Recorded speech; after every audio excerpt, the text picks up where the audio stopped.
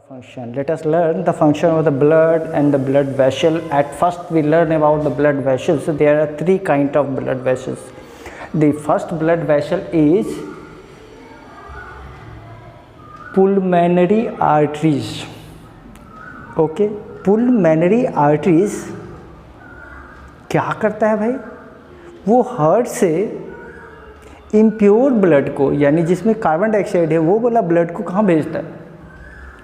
Lungs के बाद, और लंग्स उसको प्यूरिफाई करता है. तो pulmonary arteries are meant for sending the blood containing carbon dioxide from heart to lungs. याद रहेगा? Okay. Now pulmonary vein is responsible for taking the blood containing oxygen from the lungs to the heart. Confirm? And now there is a third, that is the arteries. Arteries meant for distributing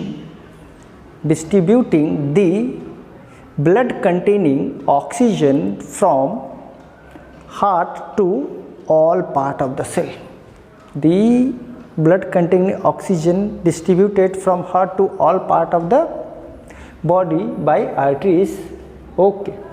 And actually arteries having the thick wall, because the blood that coming from the heart having the high pressure, and it is essential for blood arteries to withstand with high pressure. तो high pressure से blood vessel break ना हो, इसके लिए उसका जो wall होता है वो क्या होता है? थिक होता है. बात समझ में आ रही है? ब्लड वेसल यानी ये जो आपका आर्टरीज है उसका थिक वॉल क्यों हुआ, समझ में आ गया? चलो अब बात करते हैं किसका? वेन का. ठीक है. इसका जो दीवार होता है वो थीन होता है, पतला होता है as compare to the arteries. एक और बात बता दें, आर्टरीज जहाँ भी निकलता है वहाँ पे वाल्व होता है, एक फ्लैप लाइक स्ट्रक्चर होता है जो काम क्या करता है कि रिटर्न बैक नहीं होने देता है. Valve prevent return back of the blood to the heart. Heart से फिर दोबारा बॉडी से जब चाहे तभी, ऐसा ना हो कि ब्लड जब चाहे तब भी हार्ट से आर्टरीज में जाए और आर्टरीज से वापस फिर कहाँ ना आ जाए, हार्ट में आना आ जाए. इसलिए वाल्व का काम क्या होता है? Unidirectional flow of blood maintain करता है. Valve is meant for unidirectional flow of blood. Confirm? What is the function of valve? समझ में आ गया? Now let us learn more detail. That is the heart. The main pillar of transportation in human being is heart. ठीक है? Heart is actually divided into 4 chambers. And each chamber is called either the right side or the left side. Right auricle, right ventricle, left auricle, left ventricle. याद रखना, जो right side होता है वो right काम नहीं करता और लेफ्ट साइड जो होता है वो लेफ्ट काम नहीं करता. ऐसा बात नहीं है. जो राइट साइड वाला होता है वो इम्प्योर ब्लड को रिसीव करता है, यानी right auricles receive the impure blood from all part of the body. क्या करता है? All part of the body से इम्प्योर ब्लड को रिसीव करता है और कहाँ लेके आता है? हार्ट में. ठीक है. और हार्ट में जब वो ऑरिकल में रखता है तो फिर वो कहाँ पर डाल देता है? वेंट्रिकल में. यानी वेंट्रिकल भी क्या रखा? Impure blood. और वेंट्रिकल जब इम्प्योर ब्लड रख लेता है फिर इम्प्योर ब्लड को वेंट्रिकल कहाँ भेज देता है? लंग्स के पास. क्या करने के लिए? प्यूरिफिकेशन करने के लिए, उसमें से कार्बन डाइऑक्साइड बाहर निकाल देने के. ठीक है. समझ में आ गया क्या हुआ? जो राइट ऑरिकल था वो रिसीव किया blood containing the carbon dioxide from all part of the body and store in ventricles, and ventricle again send it to the lungs. Confirm? Now come to the left side. What actually is the left side of the heart? यानी कि left auricle receive the blood containing oxygen from the lungs and stored into the left ventricle, and left ventricle send oxygen carrying blood to all part of the body. Confirm हो गया, right part और left part. अब ये जो आप देख रहे हो राइट पार्ट और लेफ्ट पार्ट में ब्लड क्या होता है, ऑरिकल से वेंट्रिकल में आता है और फिर वेंट्रिकल से पास आउट हो जाता है। तो ये जो एक पार्ट से दूसरे पार्ट में जाता है तो ऑरिकल और वेंट्रिकल के बीच में वाल्व लगा हुआ रहता है, ठीक है। अब ये वाल्व क्या होता है, यूनिडायरेक्शनल फ्लो ऑफ ब्लड को मेंटेन करता है। ये सब बातें यहाँ लिखा हुआ है, आपको कॉपी पे लिखना है इसको, समझ में आ रही बात, इसलिए ये लिखा गया। Write down everything in your copy. If you found any doubt you just right in comment, ठीक है। अब आगे बढ़ते हैं हम लोग, समझ में आ गया।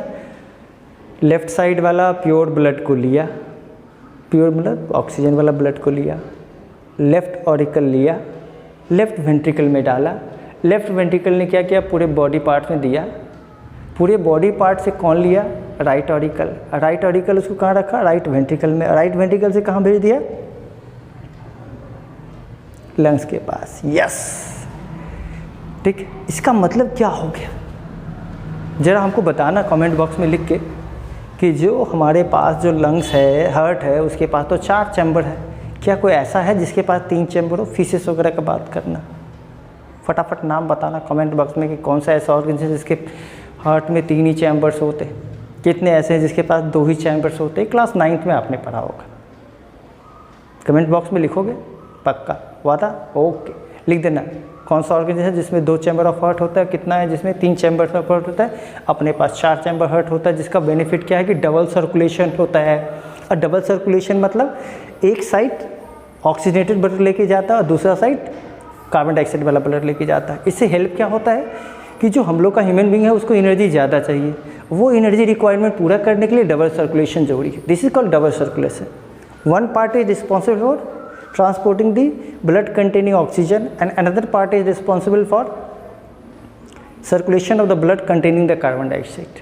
तो कार्बन डाइऑक्साइड और ऑक्सीजन का जो सर्कुलेशन होता है 2 अलग अलग पार्ट से होता है। अब जरा वाल्व की बात कर ले हम लोग। चलिए, हमारे जो हार्ट है ना उसमें 2 अलग अलग वाल्व होते हैं। एक वाल्व जो होता है वो आपको वेंट्रिकल के पास होता है, एक होता है ऑरिकल के पास, एक होता है वेंट्रिकल और ऑरिकल के बीच में सेपरेट करने का। सबसे पहला है उसको बोलते हैं anti ventricular valve, anti ventricular valve. ये सेपरेट करता है ऑरिकल को वेंट्रिकल से, ऑरिकल को वेंट्रिकल से सेपरेट करता है। और वो जो लेफ़्ट और राइट साइड जो है आपका हार्ट का वो सेपरेट किया जाता है, सेपरेट रहता है सेप्टम के द्वारा, SEPTUM, septum, separate the 2 sides of the bloods. याद रहेगा कौन करता है, सेप्टम।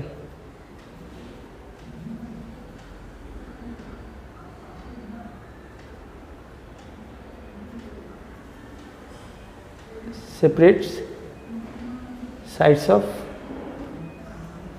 Heart chamber.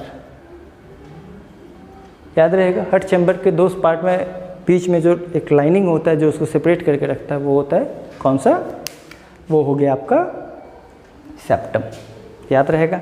अब मैंने बोला वाल्व के बारे में, तो यहाँ पे आपको सबसे पहला वाल्व जो हुआ वो सेपरेट करता है ऑरिकल को वेंट्रिकल से। उसका नाम है ट्राइकोस्पिड और बाइकोस्पिड, ट्राइकोस्पिड और बाइकोस्पिड। ये ट्राइकोस्पिड जो होता है राइट साइड ऑफ हार्ट में होता है और बाइकोस्पिड जो होता है लेफ्ट साइड ऑफ हार्ट में होता है, ठीक है। उसके अलावा दूसरा है सेमिनल वाल्व। सेमिनल वाल्व जो है लोकेट होता है आर्टरीज के पास, जहाँ आर्टरीज लीव करता है, कहाँ से, हार्ट से जब आर्टरीज निकलता है तो वहाँ पे होता है, ठीक है। उसमें एक होता है राइट साइड और दूसरा होता है लेफ्ट साइड वेंट्रिकल के पास। राइट वेंट्रिकल और लेफ्ट वेंट्रिकल के पास रहता है क्योंकि वहाँ से आर्टरीज निकलता है या तो वहाँ पे पहुँचता है। ध्यान रहेगा बात। तो ये 2 तरह का अलग अलग क्या हो गया, वाल्व हो गया। Double circulation, it means blood passes through the heart twice, blood passes through the heart twice in 1 complete cycle. क्या कहता है, ब्लड passes twice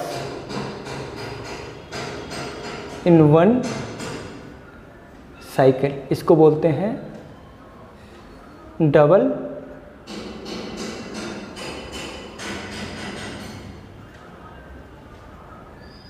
सर्कुलेशन। किसमें करता है? एनर्जी रिक्वायरमेंट को पूरा करता है, क्योंकि जो ममेलियंस होते हैं, एनिमल्स होता है, उसको ब्लड की रिक्वायरमेंट बहुत ज़्यादा होती है, उस रिक्वायरमेंट को फुलफिल करने के लिए जरूरी होता है।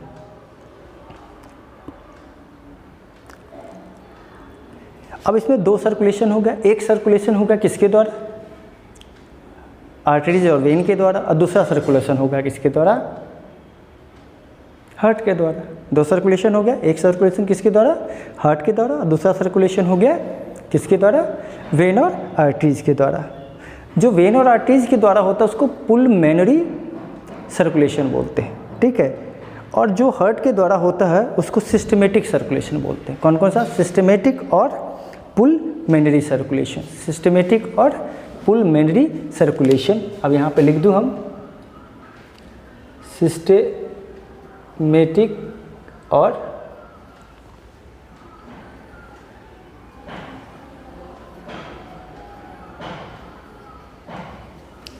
सिस्टमेटिक किसके द्वारा हो गया?